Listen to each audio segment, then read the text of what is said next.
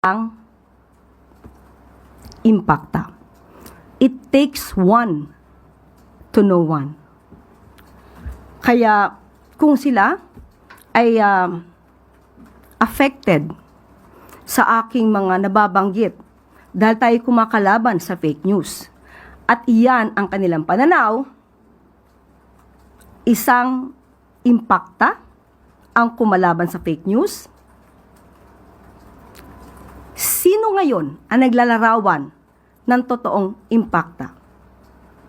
Yung gumawa ng video, yung kasama sa video, yung nag-direct ng video. Yun ang masasabi nating totoong naglalarawan ng salitang yan. At huwag sila mag-alala. Ang corona ay nasa kanila. Na kay Senator Amy at sa mga grupo nila. At hindi natin kayang agawin ito mula sa kanila. Wala ako sa kalingkingan ni Senator Amy para sa ganyang klaseng description. Sila ay nasa maximum level.